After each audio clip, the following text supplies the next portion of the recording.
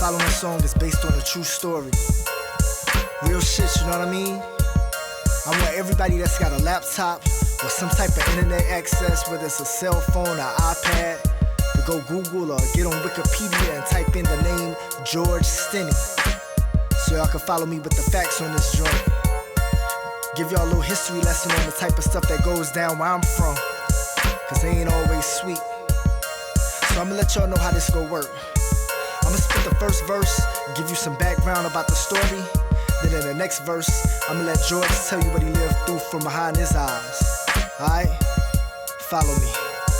Stories of injustice, now I done heard many, but none closer to home than George Stinney. George Stinney. Stories of injustice, I know I heard plenty, but none closer to home than George Stinney. George Stinney. Stories of injustice, I probably heard 20, but none closer to home than George Stinney. George Stinney. Stories of injustice, I've heard too many, but none closer to home than George Stinney.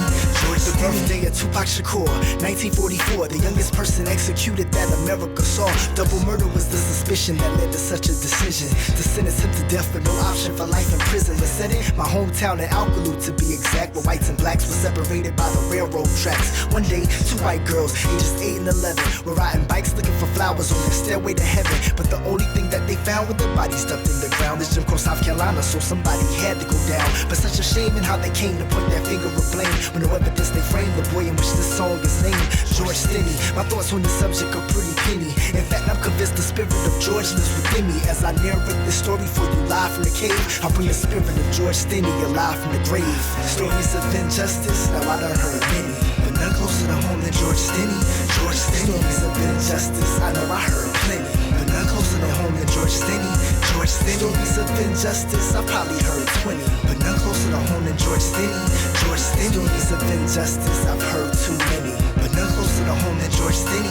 George Stinney. Nobody down here was saints, it was more than a couple bounties, but these the type of things was going on up in Clarendon County. Which leads up around big boys, I mean more than a couple counties. There was a little twig boy still couldn't keep trouble from around me. I'll never forget that day when they say when that they had found me guilty of double murder, false accusations astounding. Evacuated my family, racist accusers around me, searching for faith in God. My heart was ruthlessly pounding. I was scared, nervous, and crying, had no choice to admit it. They even tried to give me ice cream to tell them I did it. When I wouldn't budge, they roughed me up to teach me a lesson, and then used words I never spoke. Man, what a joke, a confession was never even recorded, and still my lawyer ignored it. Didn't even ask for an appeal, say that we couldn't afford it. Now just imagine how I felt when I was being extorted. Really hopes of heaven was how my hell on earth was rewarded. Never imagined the day would come I have to sit on the Bible to fit the electric chair. Don't ask me why I shit on the Bible. Under 3 hours to deliberate, so much for a trial.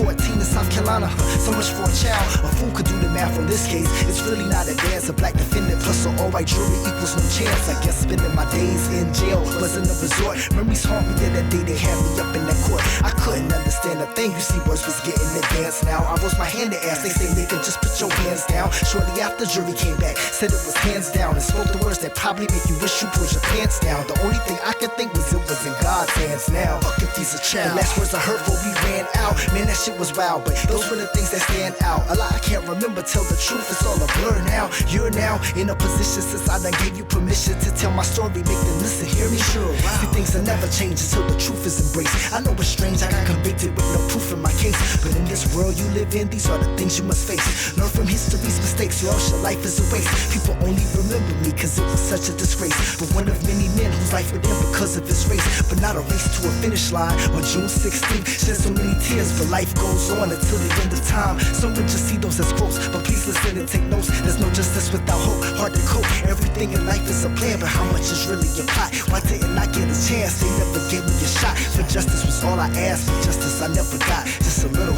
not a whole lot. For George Stinney, stories of injustice, now I done heard many, but none closer to home than George Stinney.